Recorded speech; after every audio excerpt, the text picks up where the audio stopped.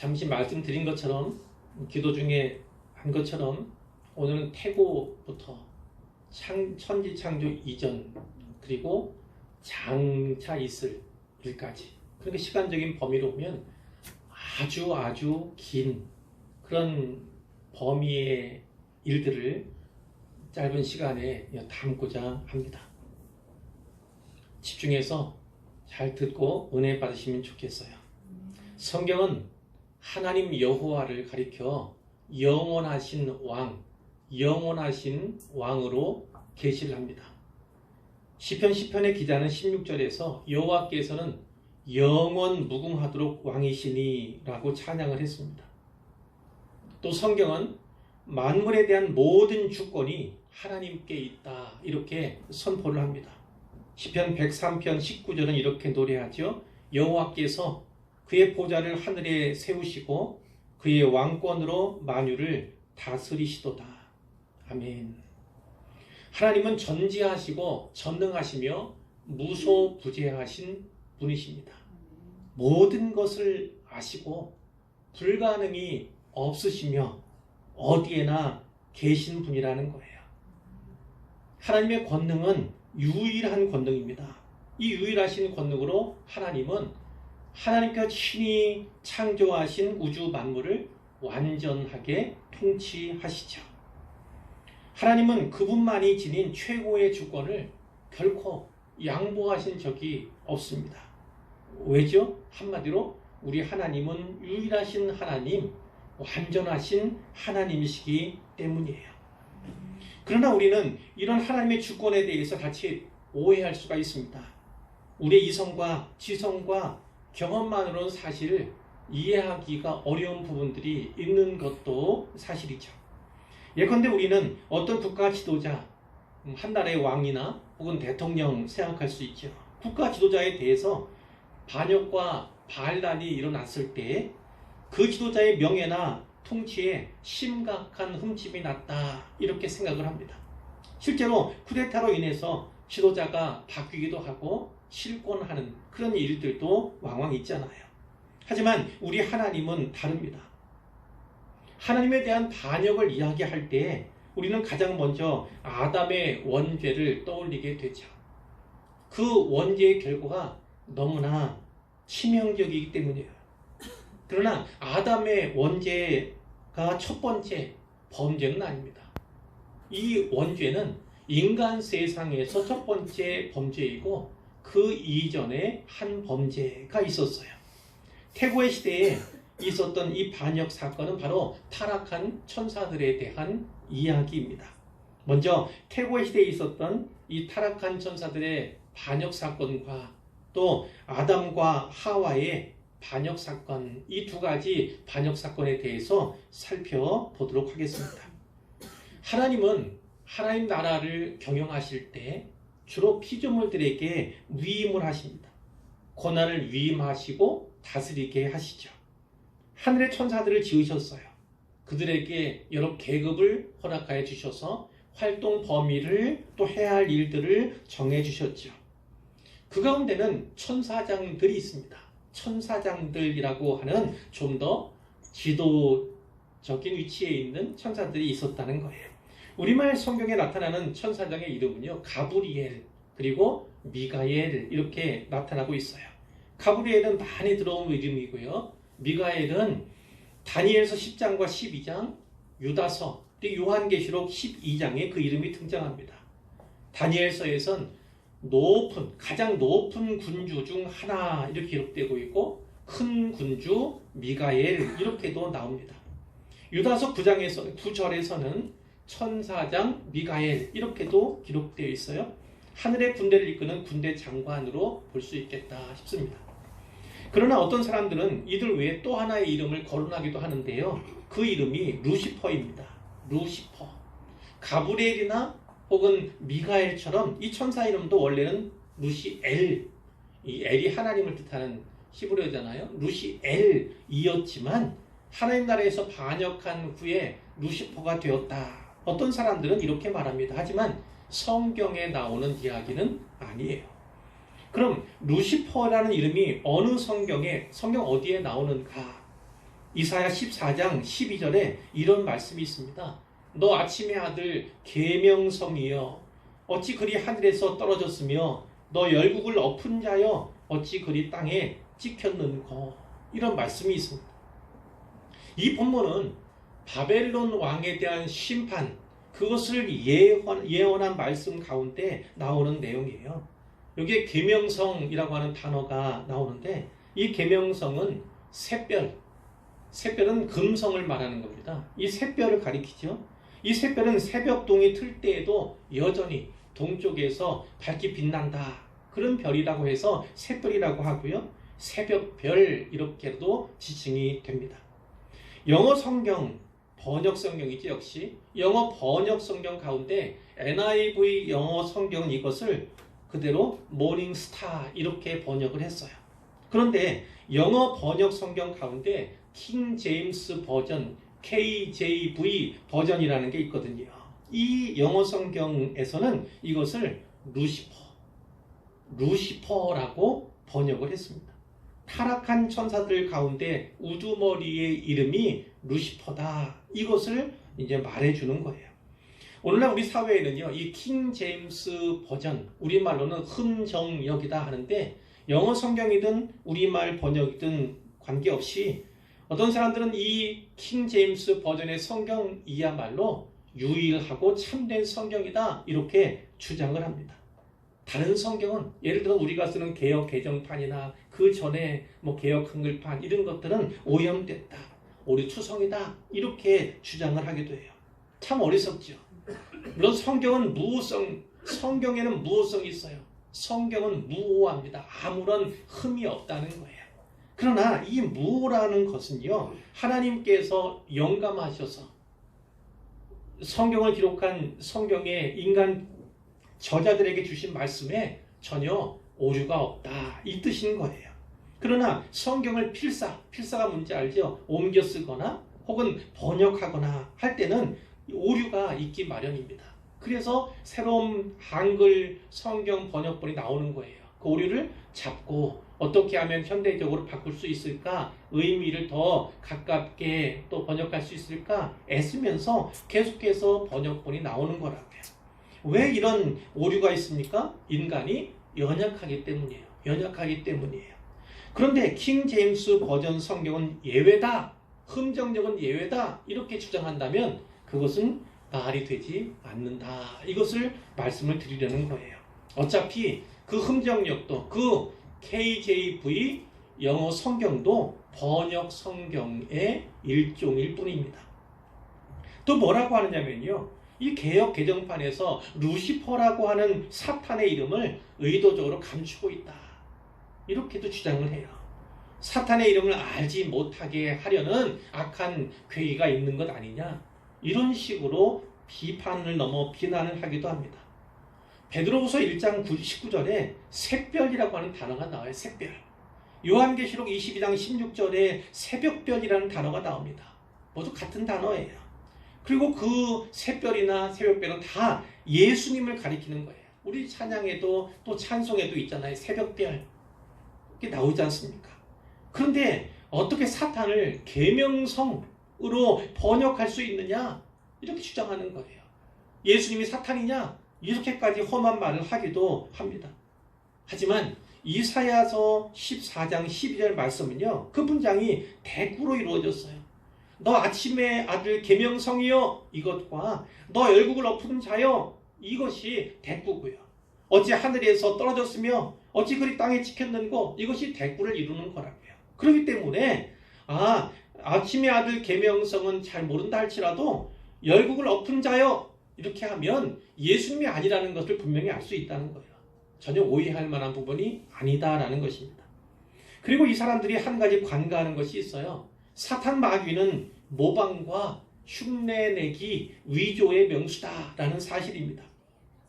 특히 요한계시록에 보면요, 성부 성자 성령 삼위일체 하나님을 그들이 모방해요. 위조해요. 그렇게 모방하고 위조한 유사 삼위일체가 나타나고 있습니다. 용이 있고요. 그리고 짐승이 나오고요. 거짓 선지자가 나옵니다. 용은 사탄을 말하는 거예요. 짐승은 적그리스도를 말하는 것입니다. 그리고 거짓 선지자가 삼위일체 하나님을 모방하고 있어요. 예를 든다면 이 짐승, 두 번째니까 예수님을 모방한 짐승 이야기인데 그가 바다에서 나와요. 근데 그 특징, 여러 가지 여러 머리가 있는데 특징이 뭐냐면 머리 하나가 상하여 죽게 된 것 같더니 그 죽게 되었던 상처가 나음에 온 땅이 놀랍게 여겨 짐승을 따르더라. 이런 이야기가 나옵니다. 어떤 거예요? 예수님의 십자가 죽음을 모방한 거예요. 예수님은 죽었다 살아났지만 이 짐승은 죽은 것이 아니라 죽은 것처럼 했다. 다시 살아난 것처럼 이렇게 위조한다는 겁니다. 그것을 보고 사람들은 예수님을 연상하고 그래서 그 짐승을 따르게 된다. 이것이 바로 이들의 전략인 거예요. 방법인 거예요. 사람들을 꿰는 그들의 괴계가 있음을 우리가 잊어서는 안 되겠죠. 그렇다면 이사야서의 이 계명성은요, 새벽별이신, 진짜 새벽별이신 예수님을 흉내내고 참칭해온 그 사탄, 그를 조롱한, 그래서 부르는 그런 말로도 이해할 수 있겠다. 이런 말씀을 드리고자 하는 거예요. 이어지는 이사야 14장 13절 14절 말씀은 이렇습니다. 네가 네 마음에 이르기를 내가, 사탄이 자기 자신에게 얘기하는 거야. 하늘에 올라 하나님의 뭇별 위에 내 자리를 높이리라. 내가 북극 지폐의 산 위에 앉으리라. 가장 높은 구름에 올라가 지극히 높은 이와 같아지리라. 이 지극히 높은 이가 누굽니까? 바로 하나님이세요. 하나님과 같아지리라. 루시퍼가 반역한 이유가 무엇입니까?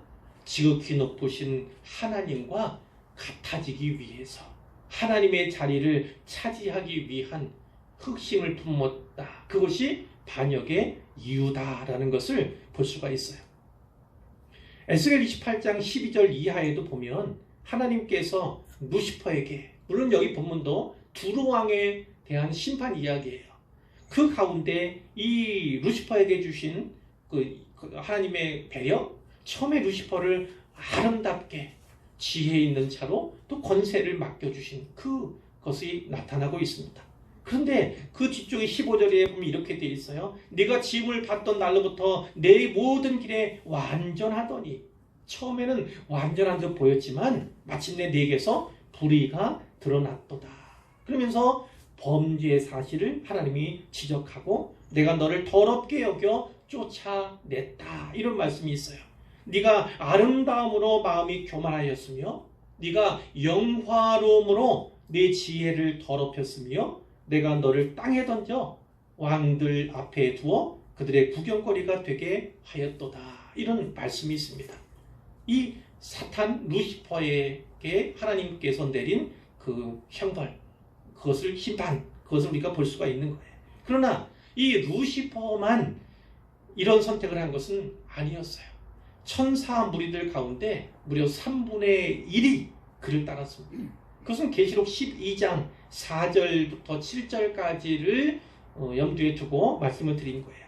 천사 무리 가운데 3분의 1이 타락하여 그 타락한 천사를 따랐다는 것을 성경이 말씀해 준다는 거예요. 자, 이를 통해 볼 때, 이 루시퍼라고 하는 천사가, 이 천사장이 참 매혹적인 지도자였구나.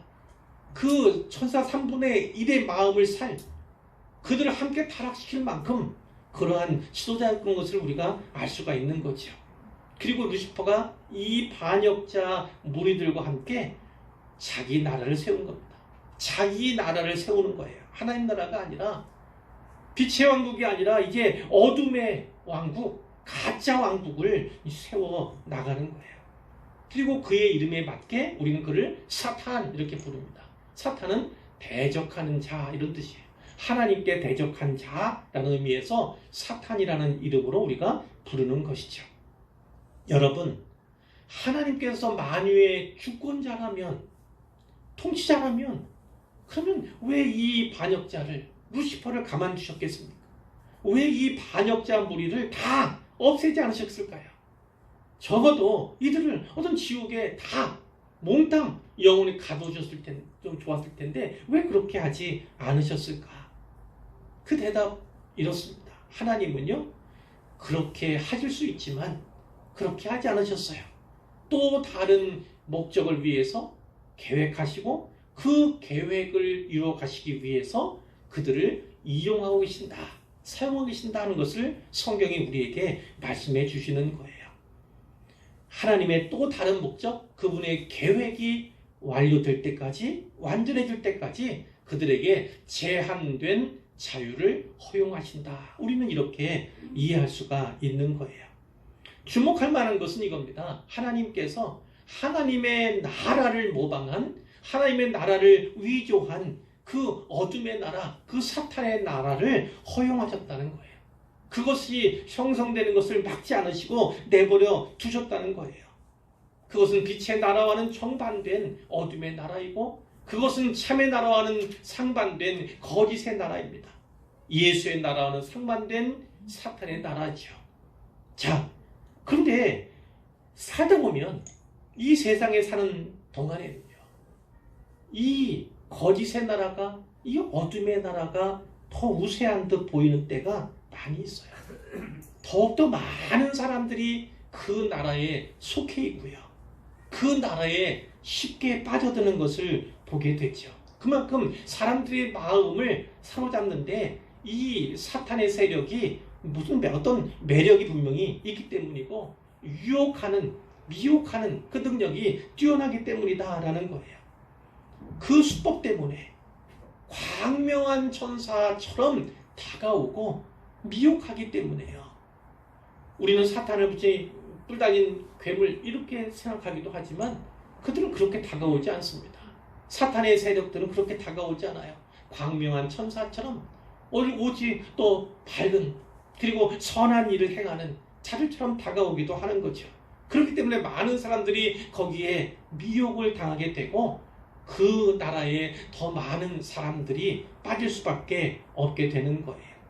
일평생 동안 하나님 모방하고 위조하는 그 사탄의 마음에는 어떤 생각이 있습니까? 여전히 지극히 높은 자와 같아지리라, 지극히 높은 자와 같아지리라 라고 하는 그러한 포부가, 헛된 야망이 있음을 우리가 알게 되는 것이죠. 이처럼 하나님을 모방하는 이유가 무엇입니까?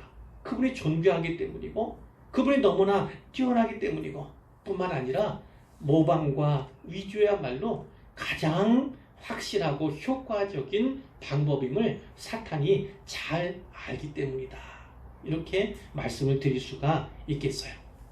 이 사탄의 타락, 이 사탄의 반역 이후에 하나님은 또 다른 존재를 창조하시는데 그것이 바로 사람입니다. 이 사람, 첫사람 아담과 그 아내 하와에게 하나님은 선택의 자유를 주셨어요. 그만큼 인격적으로 대우하셨다는 거예요.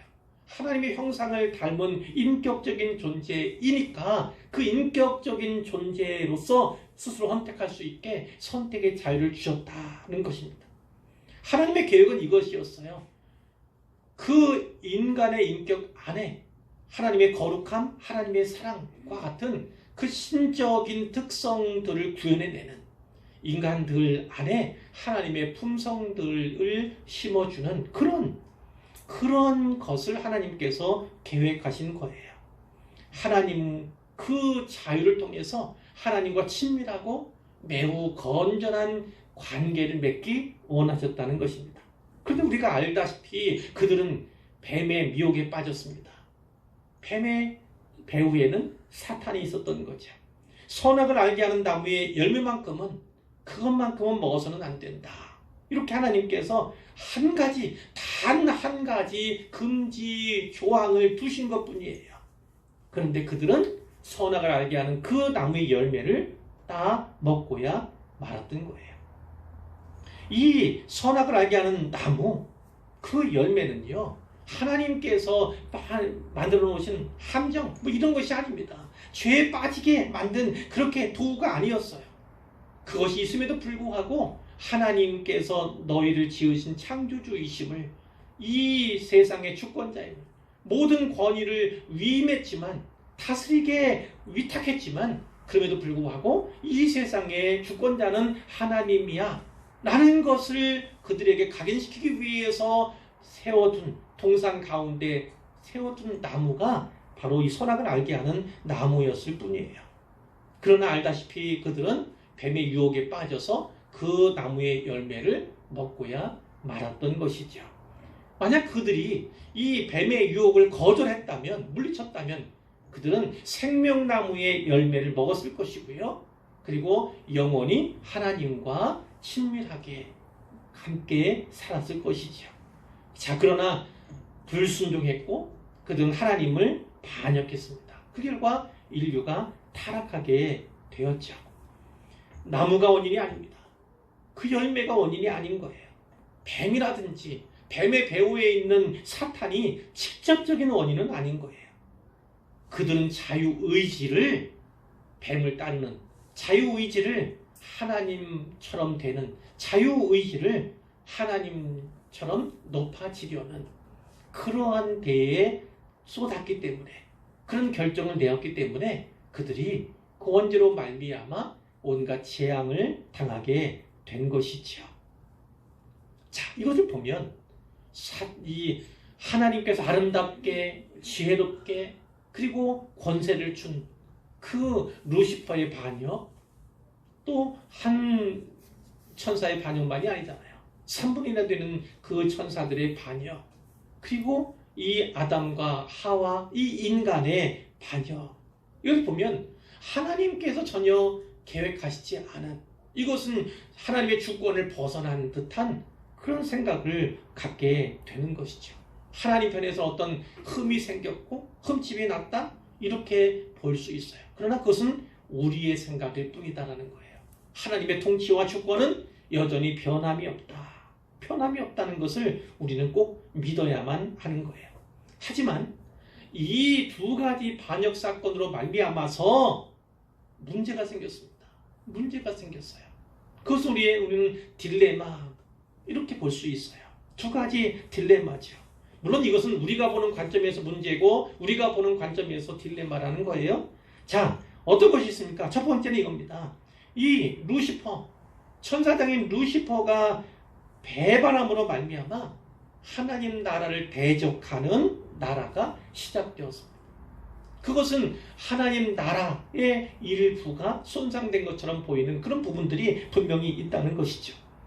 두 번째는요, 하나님의 형상으로 지음받은 사람들 역시 변절했어요. 배반했어요. 반역했어요. 그래서 그들이 인격적으로 파괴되었습니다. 그것을 하나님 형상의 파괴, 하나님 형상이 파괴된 인간, 우리가 보게 되는 것이죠. 자, 이와 같이 두 가지 문제에 두 가지 딜레마가 빠진 거예요. 하나는 하나님 나라 대적하는 이 사탄의 나라가 생기게 된 것이고, 그러니까 이 찬탈당한 하나님 나라를 어떻게 회복할 것인가, 되찾을 것인가 하는 문제가 있는 것이고, 또 하나는 하나님의 형상을 잃어버린 이 인류를 어떻게 구원할 것인가, 어떻게 구속할 것인가, 두 번째 문제가 있게 된다는 거예요. 그래서 하나님께서 이 두 가지 문제를 해결하기 위해서 방법을 내시는데, 그것이 가장 먼저 계시된 것이 창세기 3장 14절 15절 말씀인 것입니다. 우리가 주일 오후 예배 시간에도 살펴본 적이 있죠. 내가 너로 여자와 원수가 되게 하고, 뱀에게, 이 아담과 하와를 미혹했던 뱀에게 주신 말씀이잖아요. 심판의 말씀이에요. 내가 너로 여자와 원수가 되게 하고 네 후손도 여자의 후손과 원수가 되게 하리니 여자의 후손은 네 머리를 상하게 할 것이요 너는 그의 발꿈치를 상하게 할 것이니라. 말씀드렸다시피 이 여자의 후손은 누굽니까? 여자의 후손으로 오실 예수 그리스도를 말하는 것입니다. 이 여자의 후손 예수 그리스도가 뱀의 머리를 짓이길 것이다, 짓밟을 것이다, 상하게 할 것이다 말씀하고, 또 하나가 뭐가 있습니까? 그러나 너는 그의 발꿈치를 상하게 할 것이니라. 어떤 것이 큰 겁니까? 머리를 다치는 게 큽니까? 발꿈치를 상하는 게 큽니까? 당연히 머리 당하는 게, 머리를 상하게 되면 그것은 멸망당하게 죽게 되는 것이잖아요. 자, 이처럼 두 가지 경우가 나타나 있는데 여자의 후손이 발꿈치를 상하게 되는 경우와 또 여자의 후손이 그 뱀의 머리를 상하게 하는 경우 두 가지가 성경에 나타나 있어요.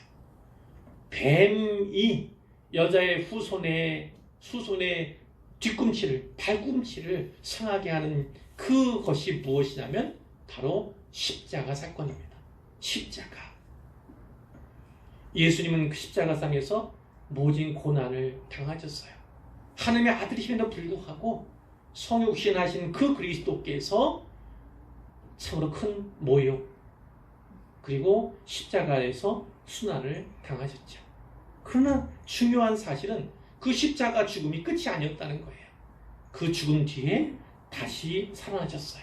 3일 만에 부활하신 것이 성경에 기록되어 있고 그렇기 때문에 이 사탄이 가장 강력하게 휘두르던 무기가 무엇인지 압니까? 바로 죄와 그 죄로 말미암은 사망인데 그 사망의 권세를 깨뜨리고 파하시고 무너뜨리신 것입니다. 일시적으로는 사탄이 그리스도에 대해 승리한 것처럼 보였지만 예수님께 부활하심으로 말미암아 예수님의 승리, 그리스도의 승리가 선포된 것이에요. 그것이야말로 이제 최종적으로 사탄은 멸망당할 수밖에 없다는 확실한 증거를 이제 우리에게 보여준다. 이렇게 볼 수가 있는 것입니다. 하나님은 결국 사탄과 그의 나라를 멸하실 거예요.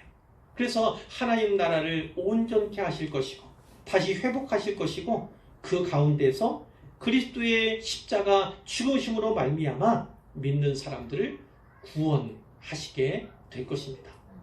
이것이 오늘 우리가 받은 은혜이기도 한 것입니다. 자, 이 창세기 얘기가 있지만 이 창세기 이야기 이 앞부분 이 아담 이후 또 창조 세계에 대한 이야기 그 이후의 부분들은요.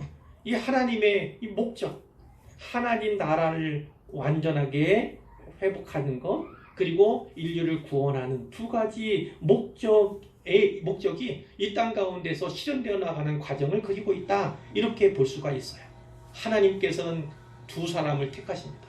물론 많은 사람을 택하시고 부르셨어요. 사용하셨어요. 그러나 우리는 두 사람을 주목하고자 하는데 한 사람이 아브라함입니다. 아브라함. 예수님 오시기 2000년 전 지금부터 4000년 전에 하나님께서 아브라함을 부르셨어요. 그래서 우리가 살펴본 것처럼 너는 복이 될지라. 그 복이 되는 이유가 무엇입니까? 하나님께서는 그 복을 흘러가게 하셔가지고 이 족속만 아니라 이방인들도 다 구속되고 구원받게 하시려는 원대한 계획 가운데 아브라함에게 복을 허락해 주셨다. 베풀어 주셨다. 부어주셨다. 이렇게 볼 수가 있죠. 자, 또 어떤 사람이 나옵니까? 뒤에 가다 보면 이제 1000년이 아브라함 이후에 1000년이 지났을 때 누가 있냐면 다윗이 있습니다. 다윗. 하나님은 아브라함과 언약을 맺으셨고 다윗과도 다윗 언약을 맺으신 사실을 그것을 우리가 너무나 잘 알잖아요. 그 아브라함과 그 다윗 하나님과 가장 친밀하며 또 가장 깊은 사랑의 교제를 나눴던 그런 사람들 아닙니까? 그 아브라함과 다윗이 왜 중요한가? 왜 중요한가? 그렇죠. 마태복음과 또 누가복음에 보면 이제 족보에 대한 기사들이 나오잖아요.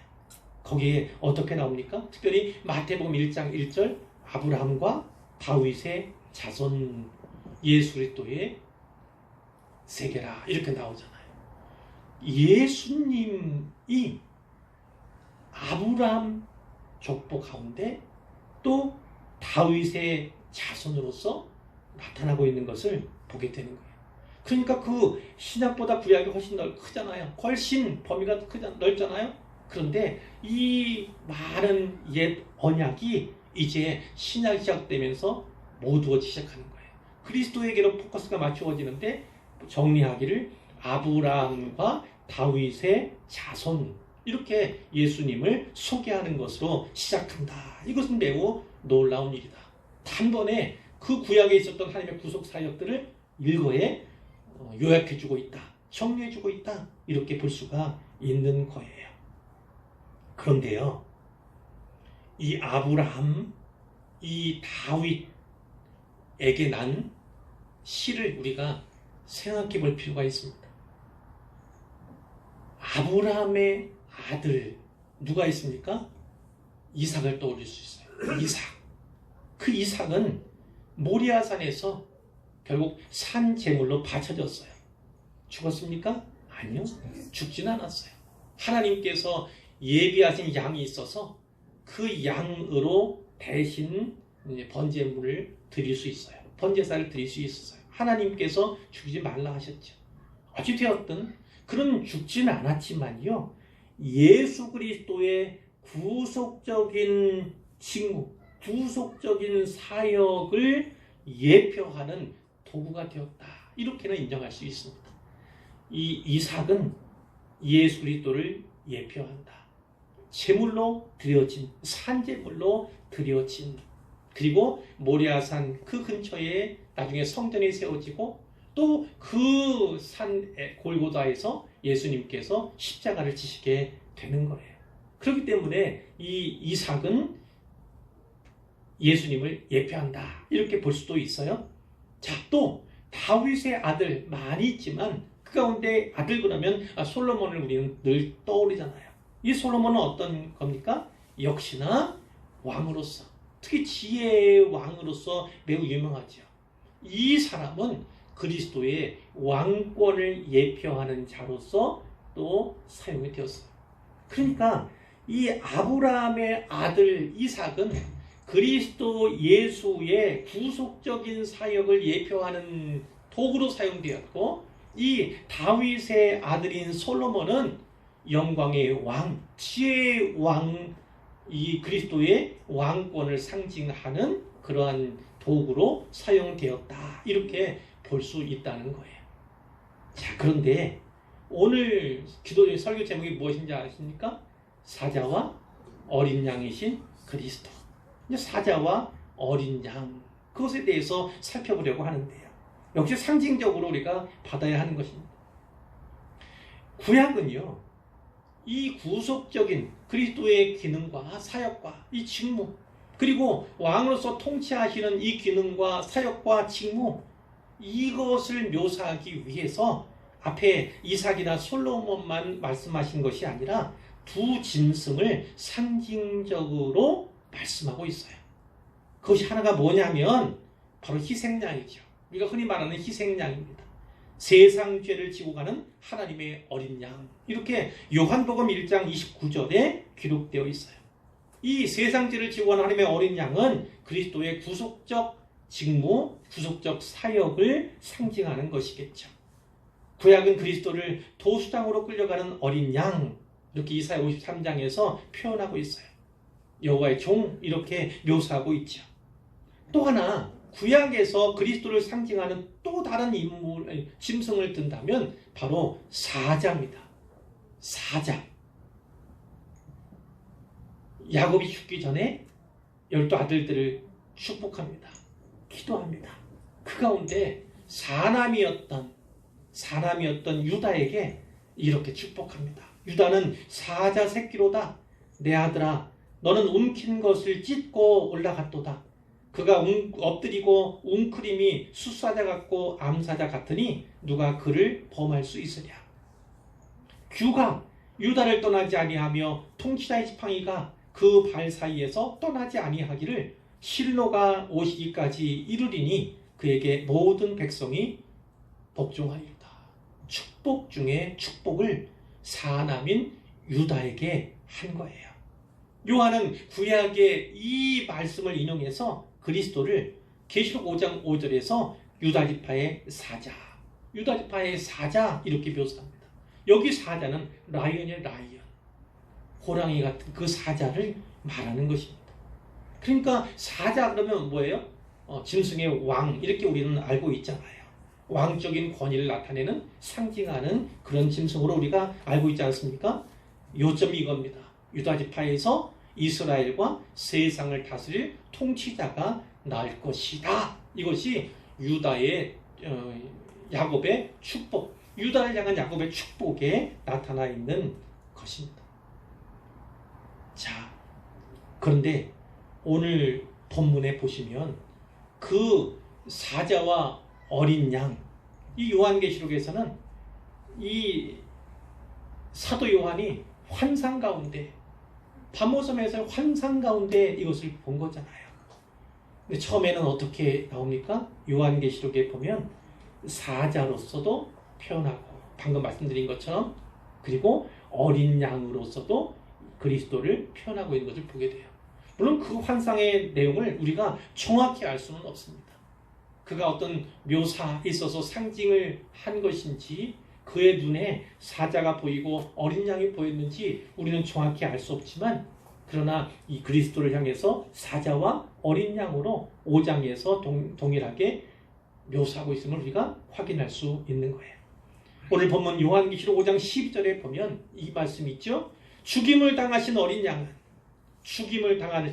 양은 능력과 부와 지혜와 힘과 존귀와 영광과 찬송을 받으시기에 합당하도다. 오늘 이번 주에 암송할 말씀이기도 해요. 내 말씀이 길지는 않은데 잘못하면 좀 어렵겠다. 정신 차리고 암송하지 않으면, 반복해서 하지 않으면 암송하기가 어렵겠다, 이런 생각이 들죠. 왜냐하면 나열된 게 너무 많아요. 능력과 부와 지혜와 힘과 존귀와 영광과 찬송을 받으시기에 합당하신 분이 바로 죽임당하신 어린 양 예수 그리스도다, 이렇게 얘기를 하는 거예요. 자, 이 뒤에 능력과 부와 지혜와 힘과 존귀와 영광과 찬송, 이거는 무엇입니까? 영광의 왕이시라는 겁니다. 영광의 왕이시라는 것을 묘사하는 거예요. 그런데 그 영광의 왕이 되시기 전에 우리 예수님께서 어떤 일 하셨습니까? 어린 양으로서 죽으셨다는 겁니다.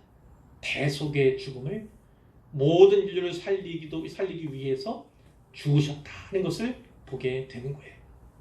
그 어린 양으로서의 죽으심, 그 십자가의 사건을 통해서 만유를 다스릴 권한을 하나님께로부터, 아버지께로부터 위임받았음을, 그래서 만유를 다스리시기에 합당하신 분이 우리 예수님이심을 이 말씀이 분명하게 보여주고 있다, 이렇게 정리를 할 수가 있을 겁니다. 이후에 15장 25절에 마지막이 될 때에 모든 통치와 모든 권세와 능력을 멸하실 겁니다. 사탄의 나라를 붕괴시킬 거예요. 물론 사탄도 그러할 것이고요. 그리고 나라를 아버지 하나님께 바칠 때라 아버지 하나님께 바치게 될 것이다 라는 겁니다. 맨 나중에 멸망받을 원수가 누굽니까? 바로 사망이다. 예수님께서 이미 사망 것을 꺾으셨지만 이제 사망이 다시는 있지 않게 될 그 하나님의 나라를 그리고 있다, 이렇게 볼 수가 있습니다. 자, 오늘 드린 말씀은 이거예요. 사실은 설교 부분을 뛰어넘어서 여기까지 왔는데요. 말씀드린 것처럼 태고적부터 아주 오래 전부터 장래에 있을 일까지를 일목요연하게 정리한 것입니다. 어떤 것을 기억하십니까? 두 반역 사건이 있었어요. 하나는 루시퍼라고 하는 사탄의 반역이 있었어요. 그리고 또 하나는 하나님의 형상을 닮은 형상대로 지음받은 인간의 반역이 있었습니다. 이것으로 말미암아 하나님 나라 그 일부가 찬탈당했다. 왜냐하면 사탄이 자기 나라를 세우기 위해서다, 세우려 했기 때문이다 라는 것을 우리가 지식적으로 알아야 하는 것이고요. 그리고 이 원죄로 말미암아서는 하나님의 형상대로 지음받은 인간이지만 그 하나님의 형상이 파괴되었다. 파괴된 그 인류를 구원하고 구속하기 위해 하나님께서 프로그램을 가성하신다는 것이죠. 그것이 창세기 15장에 나와 있던 것이고요. 거기 원시복음에 나와 있는 것이고요. 그 계획을 이루기 위해서 하나님께서 어떻게 하십니까? 아브라함을 택하시고 또 다윗을 부르시고 사용하시는 것을 보게 되고요. 그 아들인 이삭과 그 또 다른 아들인 솔로몬을 사용하시는데, 이삭은 그리스도의 구속적 사역을 예표하는 자로서 솔로몬은 하나님의 왕권을 예표하는 자로서 사용하셨다. 성경에 남게 하셨다는 거예요. 그리고 또 다른 비유가 바로 짐승에 대한 이야기인데 그리스도는 사자로도 묘사되고 있고 묘사되고 있다. 그런데 특별히 그 어린 양은 죽임당한 어린 양이다라는 겁니다. 자, 이것이 우리에게 준 요점이 무엇입니까? 바로 십자가가 얼마나 위대한가를 우리에게 보여주는 거예요. 십자가가 얼마나 위대한가. 이러한 반역 사건이 있었지만 하나님은 여전히 주권자이시고 영원하신 왕이에요. 인간이 보기에는 우리 눈에는 무슨 흠집이 생긴 것 같고 하나님께서 마치 상처를 받지 않으셨을까? 이렇게 생각할 수 있지만 하나님은 여전히 완전하신 분이고 여전히 유일하신 분이시다.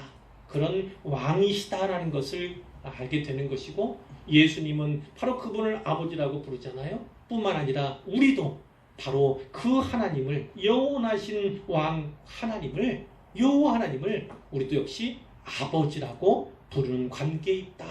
우리 아버지다라는 것을 우리가 명심을 해야 되겠지요. 십자가가 얼마나 위대한 일인가. 사자의 권능, 왕의 권세, 이 권세는 결국 십자가를 통해서 십자가의 죽음을 통해서 주어졌다. 그리고 성취되었다는 것을 우리가 보게 되고 앞으로 역사 끝나지 않았으니까 앞으로 이제 완전히 하나님의 나라가 사탄 나라를 붕괴하고 온전한 하나님의 나라가 서게 될 그 날을 우리가 바라볼 수 있다는 것입니다. 예수님은 죽으셨지만 다시 사셨어요. 부활하셨어요.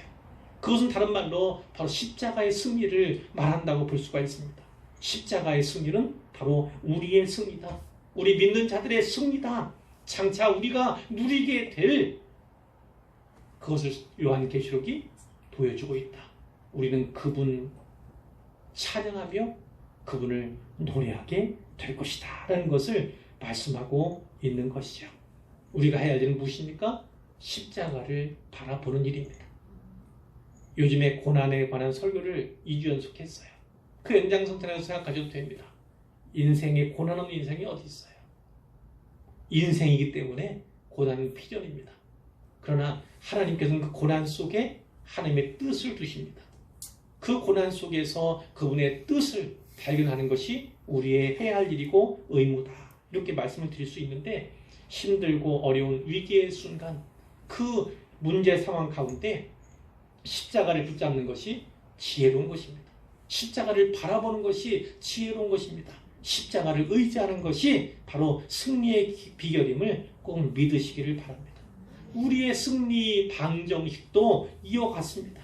죽임을 당하신 어린 양이 능력과 부와 지혜와 힘과 존귀와 영광과 찬송을 받기 합당하신 것처럼 우리도 역시 그 영광의 날을 바라보면서 주님과 함께 다스릴 그 시대를 그 날들을 바라보면서 이 땅에서 싸우고 승리해 나가야 하는데 그 승리의 공식, 승리의 방정식이 바로 여기에 있다.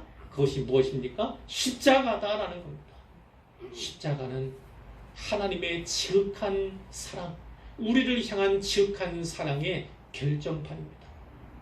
그리고 그 십자가는 하나님의 자기 희생을 우리에게 보여주죠. 그럼 우리는 어떻게 살아야 합니까? 우리도 역시 사랑입니다. 반역한 자들 하나님께서 허용하신 바가 있듯이 또 사랑으로 인류를 보존하시고 다시 살게 하시려는 그 의지를 가지셨던 것처럼 우리 역시도 때로는 상처를 주고 때로는 우리를 배신하고 배반하는 그러한 사람들이 있다 할지라도 역시 그 문제를 푸는 방법은 사랑이다라는 겁니다. 그리고 그 문제를 푸는 열쇠는 바로 자기 희생이다라는 것을 성경이 우리에게 분명하게 보여주는 거예요. 요한계시록을 단 짧은 용어로 요약한 사람이 있어요. 뭐라고 했냐면 바로 사자와 어린 양 이야기, 이렇게 요약한 사람이 있습니다. 우리도 역시 그와 같습니다. 사자의 날을, 그 영광된 날을 바라보기 전에 먼저 어린 양으로서 죽임당한 어린 양과 같이 자기 희생하며 또 자기의 사랑을 드러내는, 그래서 하나님의 희생과 하나님의 사랑을 드러내는 우리의 삶이 되기를 주님의 이름으로 축원합니다. 축복합니다.